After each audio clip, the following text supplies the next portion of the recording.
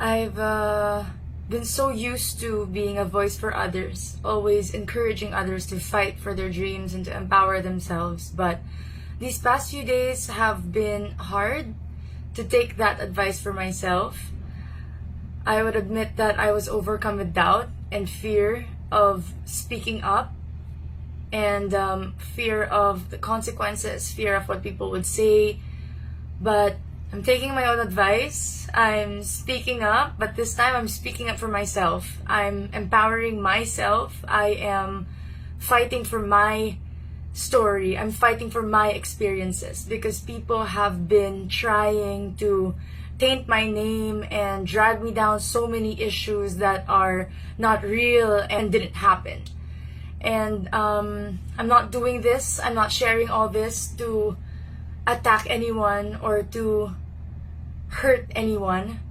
I just want to share the truth, and I want to share my story, and I want to be true to myself, because I know that this will be the only way for me to look back at all this and happily move on.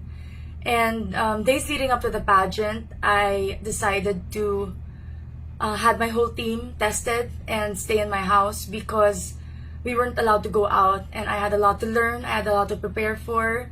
I wanted to invest time into learning my hair and makeup, into knowing how to style myself, knowing how to work by myself, because we were all going to be independent up in Baguio. And I practiced my Q&A, I practiced my walking, everything. And days leading up to the pageant, it was a Sunday, I think it was the 11th of October. And I was so busy preparing for the pageant, and I didn't realize that I was exhausted and I was tired. I was busy handling businesses, work. I was catching up with all the brands that I had to work with, and I was also busy with my preparations in the pageant, and everything just became too overwhelming that I didn't even realize. So that day I woke up, and as I took my first steps, I passed out and I collapsed. And that day was really hard. It was 3 days before we were asked to check in, and I cut my head, I sprained my knee, I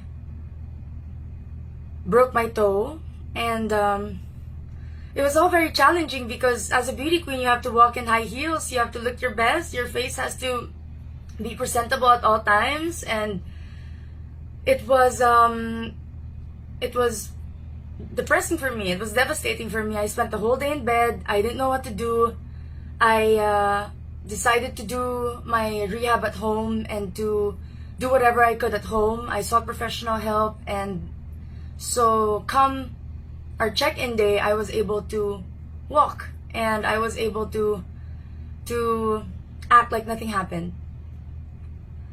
More than the pain and more than the struggle all throughout these past few weeks, it was more of the schedule that we had to really keep up with, that gave me so much pressure, and that gave me so much that was difficult for me to keep up with. I was prepared to do things on my own, but I wasn't prepared for schedules being so delayed. Days we weren't able to eat because of our schedules, because of the hectic schedules that we had to really keep up with. There were days that we were kept in our rooms not knowing why, and we were just there in our rooms, and those little things all built up at the end. All the anxiety, all the pressure, the exhaustion, it was a lot to handle.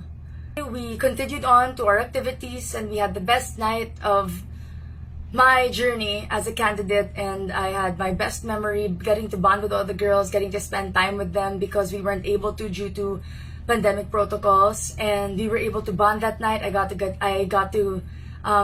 a chance to get to know all the girls, and I was so thankful. And at that night, I was on the end of receiving cryptic messages from people about, again, the results. And I didn't mind them. I chose to have fun. I chose to spend time with the girls. I chose to spend time with my sisters. And I chose to spend time for myself and just have fun. And early in the morning of the 25th, at around 3 a.m., I heard things that I wasn't supposed to hear. And it hurt. I must admit, I went back to my room and I cried so hard. I just got out and went to my room and wanted to be by myself, and all these questions just came back to my head. Everything that I've been hearing for the past 2 days just came rushing in my head, and I was heartbroken. I was devastated that night, and I called my family and I wanted to go home. My car was waiting outside and I could have gone home, but they told me to think about it, that whatever I decide, they're supporting me 100%. And they told me to pray. And after that, I took their advice and I slept on it. I woke up the next day and I wasn't feeling too well. But one candidate told me, because I wanted to go home so bad, and one candidate told me and asked me, "What's your purpose?" And that made me realize why I was there. It made me realize that I was there because I had a purpose, and that was to glorify God. I had a purpose, and that was to empower myself so that I can empower other people. And I held true to that until the very end. I put on my makeup, I stood up, I got dressed, I smiled, I looked pretty, and went down deliberately when it was already long gown. And top 16 was already walking for their long gown. And I knew that not so long we would crown the winner and everything would be over and I would be able to go home. And so I went down, and for one last time I told myself to smile for the show, for the cameras. And I did that. I went down, I sat down, I smiled, I greeted everyone, and news of the winner already leaked online because of I think the streaming, it was more advanced than ours. But when I got down, I saw that our feed was so delayed, and it was only part of the announcement of the top 16. And so many people came to me and was hugging me, and a lot of tears were happening around, and so many questions of why, how, what, just overwhelming me too much. And after knowing what I knew the past 2 days, everything just came crashing down on me. And I couldn't handle. I admit I wasn't strong enough to handle that at that moment. And I knew I was going to break down. I knew I was going to cry, and I didn't want to do that in front of the cameras. They tried so hard to get a breakdown off of me in the past, and it never worked. And I told them that I will not give them the satisfaction. And I went to the production and I told them that it was too hard for me, that I can't stay here. And I told them that I really want to leave. Can we please fast forward the feed? Because they already announced online who the winner was. And they said they can't because we have to finish the feed and we're filming. And I said, I can't do this. And I said, can we please just finish? And they told me they had to take the picture. And I said, can we just do it now? And they said they couldn't. And I said, I'm sorry that I had to leave. And I left. And at that moment, I just realized that for 9 months, I kept putting this journey first. I kept putting this organization first. And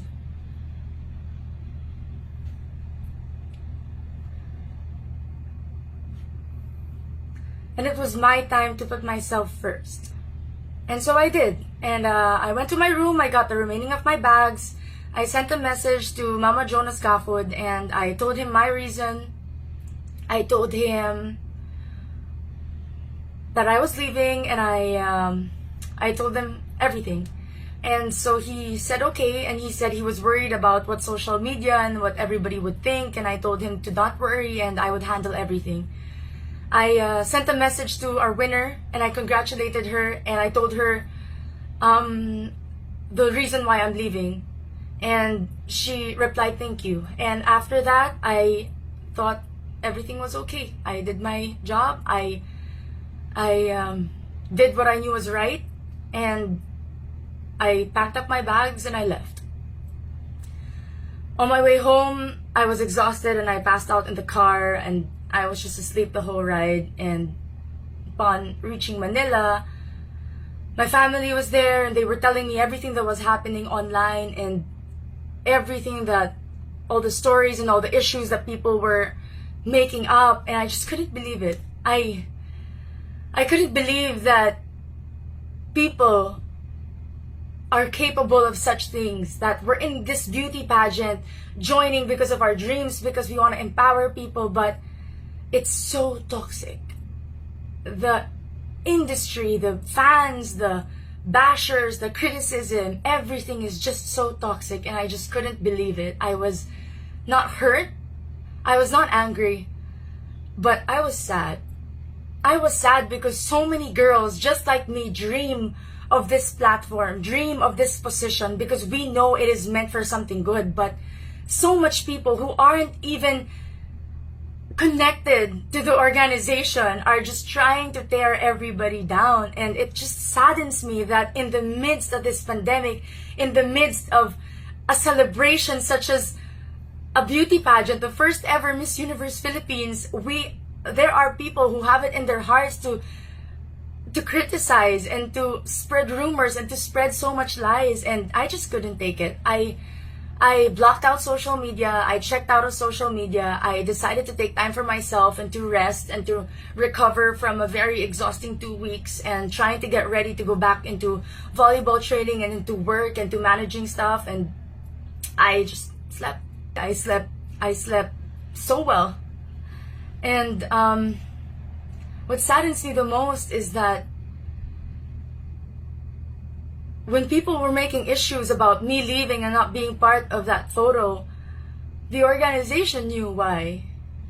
They knew my reasons. They knew I left, but they never said anything. They kept quiet. And now so many stories are circulating, so many issues are circulating, and I told myself that I have to speak up. I have to defend myself. I have to fight for myself because I knew nobody would. And I'm saying this, I'm sharing this because I hope that in the future it would be a different experience for future girls and future queens and future candidates who dream of becoming the next representative of our country.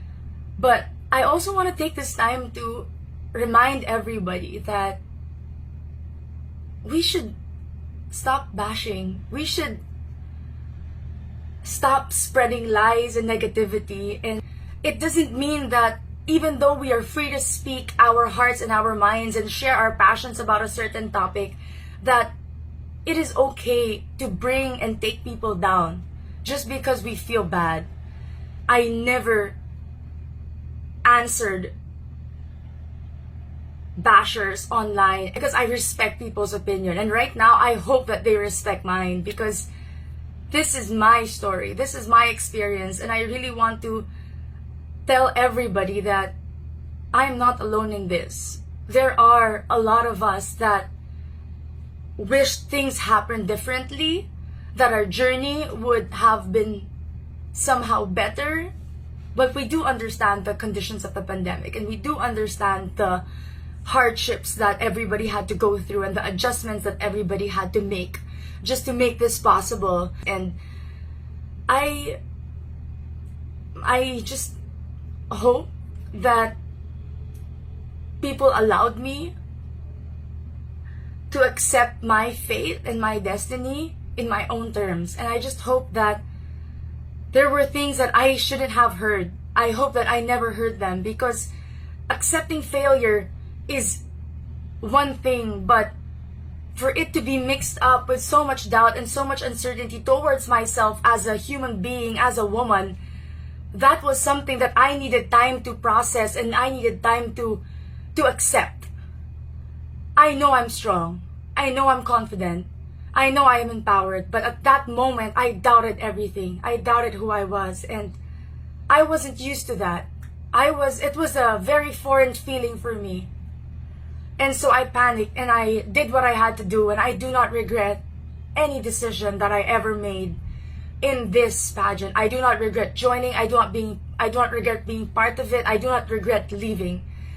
And with everything circulating now, it brings me back to 2 years ago when I answered on the national stage a question about fake news. And I want to take this time to remind everybody of that answer, because I know that it was timely and there was a reason it went to me. And I said back then that fake news is very rampant nowadays, but in order to fight it, we must first know what we are reporting and know that what we are reading, and at the same time be responsible, be accountable of what we say online. I hope that media always filters and uses their resources to deliver true and authentic news. And I want to remind everyone that when I said the word media, I did not just pertain to radio, to TV, to news. I was talking about me, I was talking about you, I was talking about everyone. Because everybody with a social media platform is a part of media. Because you share your personal opinions online and your stories online and your experiences online, and it becomes news. So we are all accountable for what is happening right now in the pageant industry, and we are all accountable and we are all responsible of all the lies and all the issues that have been circulating now, that have been affecting not only me but a lot more people. And I just want to take a stand on this, because the reason why we join beauty pageants is to be empowered and to stand up for people. And if we keep silencing women to speak up about certain things that are hurting them and are bothering them, then why are we here? What is this all for? If we keep telling people to keep quiet and to just accept their fate and to be humble, there is a difference between being humble and being silent. There is a difference between having dignity and knowing what you deserve as a person. Knowing that you have the confidence to fight for something. There is a big difference. You have to be brave. You have to have courage and to speak up in the midst of all this. I had to muster up every ounce of courage in my soul to be able to film this and to be able to come out with this, because it is not only affecting me, it is not only affecting the current batch, it will affect the future of pageantry. And I just want to say that as a queen, as a real queen, it's not just crowns that we should be fixing.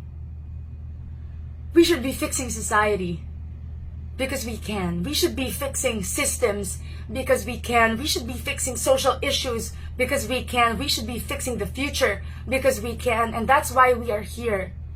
And that's why I am choosing to take a stand. And that's why I am choosing to use my voice, is because I know I can. And I was meant for something more. And I know that I was meant for this. This may be my purpose, you know, not to wear a crown of jewels, but maybe to wear a crown of thorns. And in both, I'd praise God. In both, I'd be happy. In both, I will use and empower others through this. People have been asking me how I've been dealing with social media and everything that's happening around me. And I know that some of you who are listening to this, you also have experienced criticism and bullying and so many negative things online, and hopefully this can help you. Ever since I started having a life in the public eye, I've always played, I've always performed, I've always lived for one thing, for one person, and that is God. And I learned to never seek approval. I learned to never seek the praises or the validation of people. And that is the reason why I also don't die by their criticism. I live my life for my purpose. I live my life for one reason.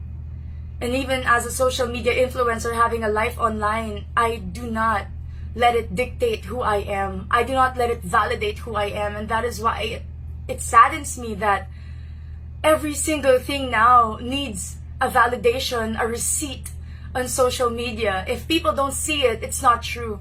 If people don't like it, it doesn't mean anything. If people don't comment on it, it's not validated. And it has to stop. It has to stop, not only for ourselves but for the people around us. We can't connect, we can't associate our worth as human beings, as women, with who we are online. And it's sad that all of this is happening.